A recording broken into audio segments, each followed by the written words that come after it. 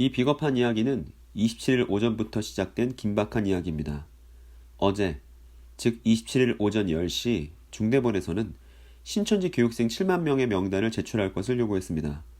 그리고 그날 오후에 신천지 지도부가 그렇게 내놓지 않았던 신천지 교육생의 명단을 드디어 정부에 제출했습니다. 저는 이 사실이 의아했습니다. 그토록 내놓지 않으려고 했던 카드를 너무 쉽게 내놓았기 때문입니다. 그런데 이날 오전과 오후 사이에는 다음과 같은 사건이 있었습니다. 중대본의 발표가 있고 나서 1시간 뒤 전국 신천지 피해자연대는 감염병 예방 및 관리법 위반, 특경가법상 횡령 배임 등의 혐의로 이만희 씨를 고발했습니다. 그리고 이 고발장은 이만희 씨 및 과천본부, 그리고 부산야구보지파 등 신천지 주요 정보들을 가지고 있는 개인과 시설에 대한 압수수색에 대한 요구가 포함되어 있습니다. 그리고 대검찰청에서는 다음과 같이 전했습니다. 사안의 중대성을 고려하여 수원지방검찰청으로 배당되었음을 알려드립니다. 이 고발 사건은 사안의 중대성을 고려하여 당일에 수원지방검찰청으로 배당되었습니다. 이렇게 하루 만에 수원지방검찰청으로 배당되는 것은 이례적인 일이라고 합니다. 그리고 바로 당일 신천지는 그간 결코 내놓지 않았던 교육생 65,127명의 명단을 곧장 정부에 제출했습니다. 제게는 이렇게 한 이유가 자명해 보입니다. 신천지는 감출 것이 더 많고 그 감추고 있는 것보다는 교육생의 명단이 덜 중요했던 것으로 보입니다. 그리고 이것은 압수수색만큼은 피하고 싶었기 때문이라고 생각합니다. 지금부터 제가 말씀드릴 것은 저 교육생 65,127명의 명단 공개마저도 투명하지 않다는 근거를 갖춘 저의 판단입니다. 먼저 신천지는 2019년 11월 10만 수료식을 치렀습니다. 이 10만 수료식이라는 대형 행사를 치를 때 신천지의 재적은 이미 20만을 넘었고 20만 수료식을 통해 신천지 전체 재적이 30만이 될 것이라 대대적으로 광고했습니다. 그리고 신천지 교인들도 대단히 기대하고 있었습니다. 그러나 이 10만 수료식의 민낯은 지난 2018년 하반기 이후부터 교육생들을 수료시키지 않았기 때문에 가능한 행사였습니다. 그리고 6개월 과정은 4개월로 줄이고 또 온라인으로도 교육받을 수 있게 하는 등 절차를 과감하게 간소화해서 거의 3년치 교육생을 모두 한자리에서 수료시킨 그런 행사였습니다. 그런데 그럼에도 불구하고 수료생은 10만이 아니라 6만을 넘을 수 없는 것으로 추산되었습니다. 그리고 이 사실을 객관적으로 검증할 수 있는 자리는 바로 매년 1월에 하는 신천지 총회였습니다. 그리고 올해는 1월 12일에 있었습니다. 신천지는 올해 1월 12일에 열린 2019년을 결산하는 총회에서 총 재적을 보고했습니다. 신천지 교인들은 다들 30만을 넘길 것이라 기대했던 순간이었습니다.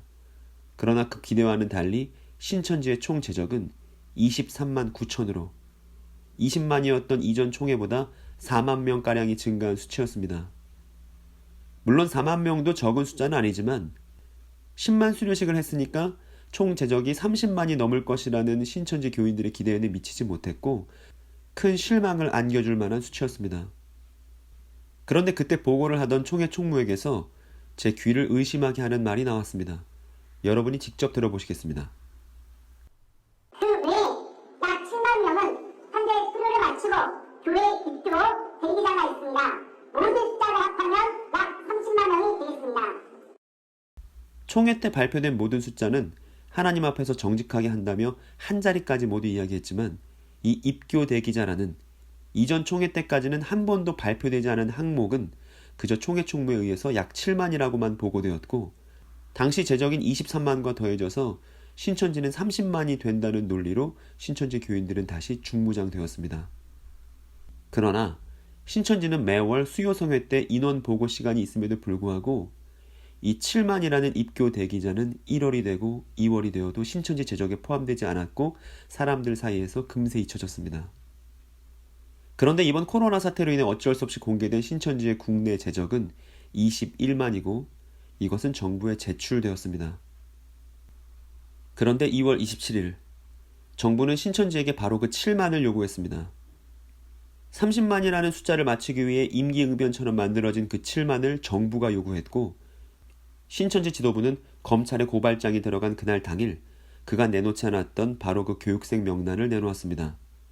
그리고 그 숫자는 7만에 근접한 6만 5천 명의 명단이었습니다. 7만에도 얼추 비슷하여 구색을 갖췄고 모든 명단을 제출했으니 압수수색을 할 필요가 없다라는 주장을 할 계산이 엿보입니다. 그러나 이 6만 5천은 교육생일 수 없습니다.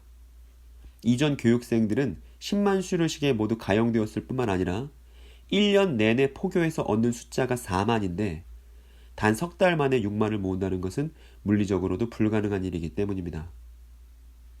신천지의 포교 방법은 찾기와 따기에서 시작됩니다. 이게 신천지에서 사용하는 용어인데 찾기는 다양한 방법으로 포교 대상을 찾는 것입니다. 지인이나 노방전도로 접근하거나 문화센터 침입반이 그 찾기의 포교 루트일 수도 있습니다. 그리고 따기는 그 안에서 친분을 쌓고 개인정보를 입수하는 과정입니다. 신천지 안에는 신천지 교인이 아닌 사람들에 대한 많은 개인정보가 있습니다. 길거리에서 매번 설문조사를 하면서 개인정보를 수집하기 때문입니다. 그런 무분별한 개인정보 수집을 통한 명단 만들기가 의심됩니다. 정부에 제출된 이 6만 5천 명의 명단 안에는 이미 신천지를 탈퇴한 사람들의 정보가 들어있어서 이미 신천지와 무관함에도 불구하고 신천지와 관련하여 질본의 전화를 받는 사람이 늘어날 것으로 보입니다. 여기에 대한 근거는 이미 탈퇴한 지 오래된 사람이 위아원이라는 신천지 어플이 있는데 이 어플에 로그인하면 다음과 같이 뜹니다. 개인정보가 남아있다는 증거입니다. 종말론사무소는 2020년 1월 12일에 있었던 신천지 총회 녹취 전체를 기자들에게 배포합니다. 저에게 메일을 보내주시고 명함을 같이 동봉해 주시면 제가 명함을 확인하고 반드시 보내드리겠습니다. 그리고 오늘 영상에 대한 자세한 설명은 아래 두 영상을 참고하시기 바랍니다.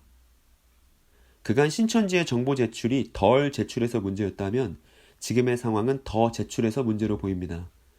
제출하지 말아야 할, 어쩌면 가지고 있지 말아야 할 정보들까지 이만희 씨는 압수수색이라는 초유의 사태를 피하기 위해서 그간 결코 내놓지 않았던 교육생 명단을 제출하며 꼼수를 부리고 있는 정황입니다.